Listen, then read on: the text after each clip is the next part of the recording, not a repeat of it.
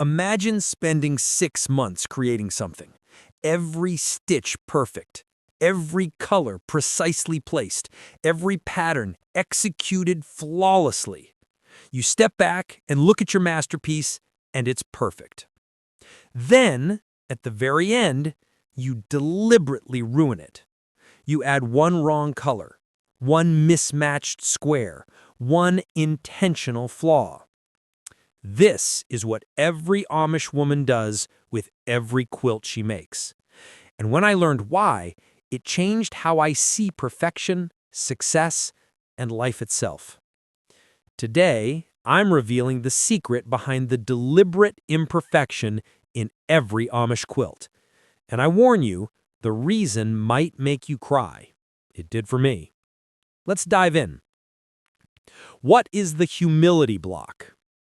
In every Amish quilt, somewhere hidden in the pattern, there's a deliberate mistake. It might be one square in the wrong color, one piece turned the wrong direction, one pattern that doesn't quite match. This isn't an accident. It's intentional. It's called the humility block, or sometimes God's corner. The first time I learned about this, I was examining a beautiful quilt with an Amish grandmother. The pattern was intricate, the color stunning, the stitching immaculate. Then she pointed to one small square in the corner. It was dark blue. Everything around it was green. It stood out, but only slightly. If you weren't looking for it, you'd miss it. "That's my humility," she said simply. I didn't understand. "You made a mistake?" She smiled. "No, I made an imperfection. On purpose. Because only God can create perfection. I am just a human." The biblical foundation behind this tradition runs deep. The Amish take the biblical principle very seriously. Only God is perfect. Humans are inherently flawed. To create something perfect would be claiming equality with God. It would be the sin of pride, elevating yourself to divine status. So every Amish woman, no matter how skilled, deliberately adds a flaw to her quilts. This flaw is a prayer in fabric. It says, "I know I am not God. I am human, and that's okay." The biblical verse often cited is from Romans. "For all have sinned and fall short of the glory of God." The imperfection in the quilt is a tangible reminder of this truth. How grandmothers choose the flaw? The choice of what imperfection to include is deeply personal. It's not random. Some women choose a color slightly off. Others turn one piece backward. Some make one stitching section slightly looser or tighter. One grandmother told me she always puts her imperfection in the lower right corner because that's where her grandmother put hers. It's become a family tradition, a generational connection. Another woman said she varies the location and type because life's imperfections aren't predictable, so neither should the quilts be. The key is that the flaw should be noticeable if you're looking for it, but not so obvious that it dominates the quilt. It should be discovered, not announced. The story that made me cry. An elderly Amish grandmother shared this story with me, and I had to pause the interview because I was crying. She made a wedding quilt for her granddaughter. It took her 8 months. It was the most beautiful quilt she had ever created. When it came time to add her humility block, she chose a square right in the center of the quilt. She made it slightly the wrong shade of blue. Her granddaughter noticed immediately, "Mammy, this square is wrong." The grandmother took her hand and said, "Yes, child, that's the most important square in the whole quilt. That square reminds you that your marriage won't be perfect. Your husband won't be perfect. You won't be perfect. And that's not just okay, that's beautiful. That imperfect square will hold your marriage together better than all the perfect ones, because it teaches you grace." The granddaughter started crying. So did I when she told me the story. The quilt that was too perfect. There's a story told in Amish communities about a young woman who made a perfect quilt. She was so focused on excellence that she forgot to add her humility block. When she realized what she'd done, she was devastated. The quilt was complete, but it was wrong. It was prideful. She brought it to her grandmother in tears. "What do? I can't give this as a gift. It's sinful." Her grandmother examined it carefully. Then she took a seam ripper and carefully removed one small piece. She replaced it with a piece that was slightly the wrong shade of blue. "Now it's perfect," her grandmother said. The young woman kept that quilt her entire life, as a reminder that perfection without humility is not perfection at all. Why this tradition matters psychologically. Beyond theology, there's profound psychological wisdom in this tradition. Modern research on perfectionism shows it's linked to anxiety, depression, and chronic dissatisfaction. Perfectionists are never satisfied. They achieve something, but it's not good enough. They constantly compare themselves to impossible standards. They're miserable. The Amish tradition of intentional imperfection is a vaccine against perfectionism. From childhood, girls learn that imperfection isn't failure. It's humanity. It's humility. It's beautiful. This protects them psychologically.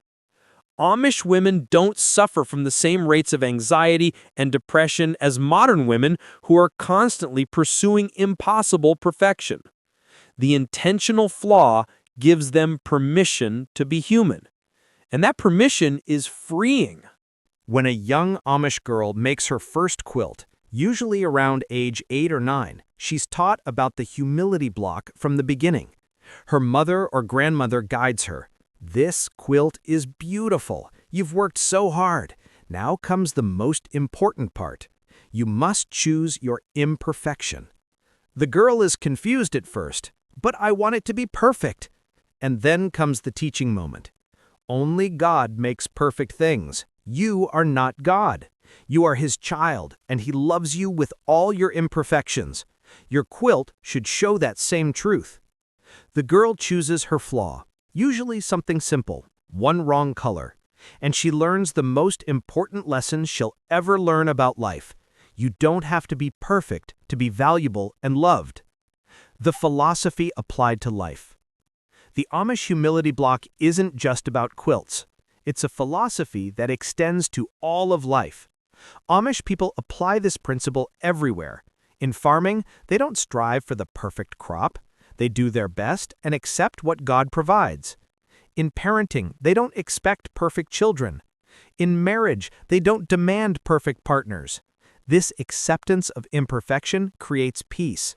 It removes the pressure that crushes so many modern people who believe they must be perfect in career, appearance, parenting, relationships, and everything else. The Amish would say, "You're human. Act like it. Embrace it. Find beauty in it." Modern society's perfection problem. Compare this to modern culture. Instagram perfection, filtered photos, carefully curated lives, everyone pretending to be flawless. The result? Record levels of anxiety, depression, and suicide. People drowning under the weight of trying to appear perfect while knowing they're not. We've lost the wisdom of the humility block. We've forgotten that imperfection isn't just acceptable, it's essential to being human. The repair tradition. There's a related Amish tradition around quilts that develop flaws over time. When a quilt tears or a seam comes loose, the repair is never hidden. The repair is done with visible stitching, often in a contrasting color. The repaired section becomes part of the quilt's story. One grandmother showed me a quilt her great-grandmother made 120 years ago. It had multiple visible repairs. This tear happened when my grandmother was learning to walk and pulled it off the bed. This repair was when the quilt got caught in a door during a storm. This one was when my mother was sick and held this quilt every day for months and it wore thin. The repairs weren't flaws. They were history. They were love. They were life. "A quilt without repairs hasn't been loved enough," she said. What this means for you. You don't have to be Amish to learn from this tradition. You can adopt the philosophy of the humility block in your own life. Stop hiding your imperfections. Stop pretending to be flawless. Stop comparing yourself to impossible standards. Instead, embrace your flaws, not recklessly, but humbly. Acknowledge them. Accept them. See them as proof that you're human, not evidence that you're failing. Your imperfections are your humility blocks. They remind you that you're not God and you don't have to be. You just have to be you, flawed and beautiful and real. The most beautiful lesson. Here's what moved me most about this tradition. The humility block isn't hidden in shame. It's not something Amish women are embarrassed about. It's included with pride. It's pointed out with joy. See, I'm human. Isn't that wonderful? There's no apology, no self-deprecation, just peaceful acceptance that imperfection and value coexist perfectly. That's the lesson modern society needs desperately. You can be imperfect and still be worthy. Actually, your imperfection is part of what makes you worthy. It makes you real. It makes you human. It makes you. Finding your humility block. I challenge you to think about your own humility blocks. What are your imperfections? Not your failures or sins, but the places where you're simply, beautifully human. Can you point to them with the same pride an Amish grandmother points to her intentional flaw? Can you say, "See, I'm not perfect. Isn't that wonderful?" If you can, you've learned the lesson of the humility block. If you can't yet, start practicing. Start acknowledging your humanity with grace instead of shame. So there you have it. Why every Amish quilt has a secret imperfection. It's not a mistake. It's a prayer. It's a philosophy. It's a reminder that perfection isn't the goal. Humility, humanity, and grace are. The next time you see an Amish quilt, look for the humility block. It's there, hidden somewhere, waiting to teach you that being human isn't a problem to solve, it's a gift to accept. If this video changed how you see perfection and imperfection, hit subscribe. Drop a comment. What's your humility block? What imperfection can you learn to embrace? Share this with someone who's struggling with perfectionism. They need to hear this message today. Thanks for watching. Embrace your beautiful imperfections, and I'll see you in the next one.